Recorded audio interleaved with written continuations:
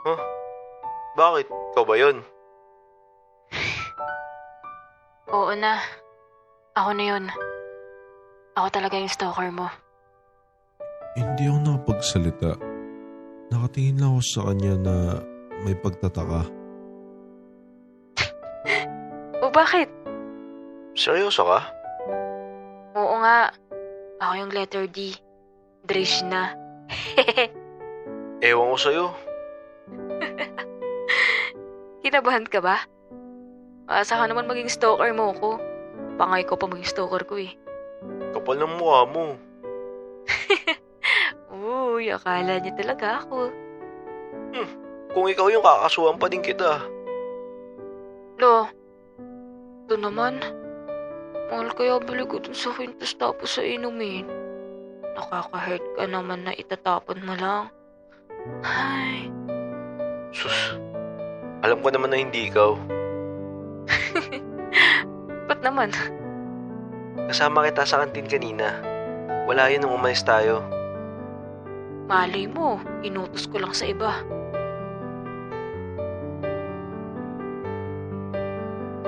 Oo.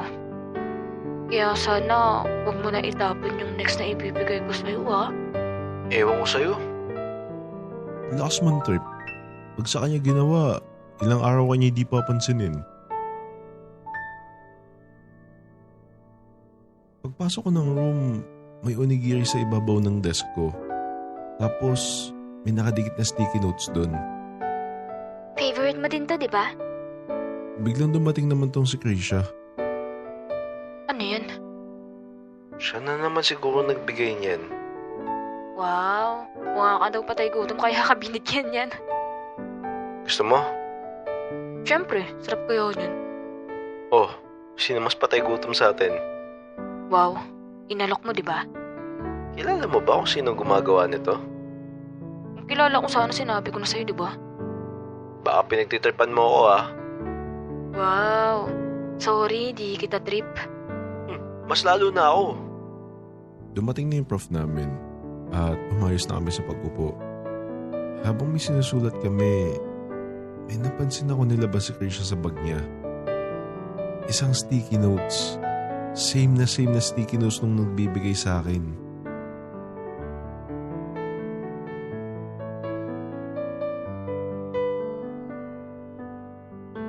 Lo, kopya pa. Sumpong ko to kasi eh. Tapos na ako. Ano sabi mo? Oh, anong tinitignan mo? Wala.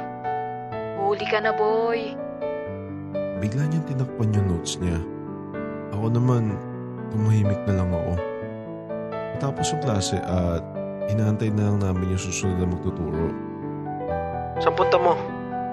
Magsi-CR. Ah, Inaantay namin yung susunod na prof namin. Pero 10 minutes na nakakalipas, wala pa din. Kaya sa sobrang inip ko, pumunta na lang ako ng locker ko.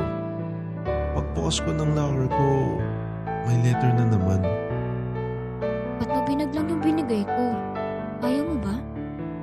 Tapos may sad face sa tabi nun. Pagbalik ko ng room, nandun na si Keisha.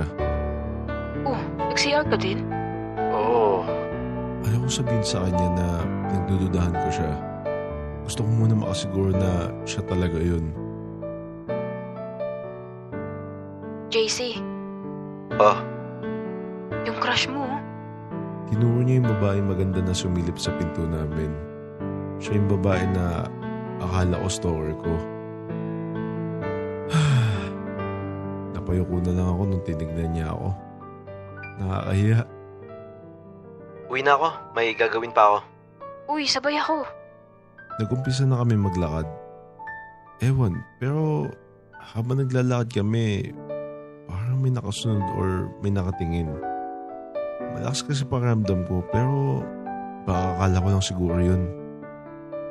JC, paano kung yung babaeng sumisilip sa bintana kanina, yung stalker mo? Hindi siya. Sinabi niya. Sinabi niya sa'yo? Kailan? Hapon. Basta, huwag ka na magtanong. Naalala ko na naman kayo yung ginawa ko eh. Bakit? Ano ba yun? Sabing wag na magtanong eh. Sige na, curious ako eh. Dito na ako. Iniwan ko siya. Siya naman tumakbo pa para habulin ako. Sumakay na agad ako ng jeep. Yari ka sa akin bukas. Pag uwi ko sa bahay, nag-vibrate yung phone ko. Nakita ko na nag-chat yung Danica, yung taong nagbibigay ng sulat. Nakauwi ka na? Sino ka ba? Secret muna. Ikaw ba yung nagbibigay ng sticky note sa akin? Oo. Yung pintas na binigay ko, nakita ko na hindi mo suot. Ba't ko naman susuotin? Pinili ko para sa'yo yun. Actually, may kintas din ako. Same din ang iyo pero, syempre, ibang letter yung nakalagay. Ang cute sana if susuotin mo siya. Para tayong mag-couple. Ikaw ba yan, Krisha? Tingin mo, Sabi na eh. Alam mo hindi ko nahalata. nahahalata? Oo, nakita ko kanina yung sticky notes na nilabas mo sa bag mo. Same dun sa nagbibigay sa akin. Yun lang? Ang dami kayang may ganong sticky notes. Hindi lang yun. Pati yung sulat mo, same na same dun sa nakasulat sa sticky notes. O tapos, Tsaka kanina, nung nag-CR ka, lumabas ako nun para pumunta sa locker ko. And guess what?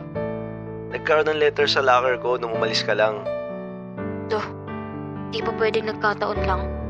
O tamo, magdadahilan pa eh. Ba't mo ba ginagawa to?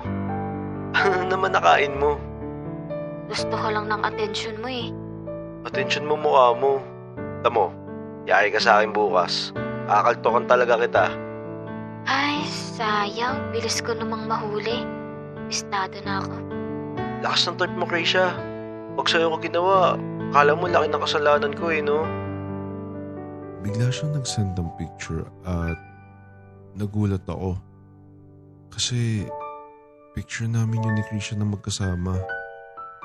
Ito yung time na hawak ko yung onigiri na may sticky notes. Bigla ako naguluhan kasi kung si Krisha talaga gumawa nun, sino naman kukuha ng larawan sa aming dalawa? Alangan naman siya kausap ko nga siya oh. Tsaka bigla ko naalala yung time na nasa kantin kami. Pagbalik namin, may letter na doon sa table ko. Sino ba tong taong to?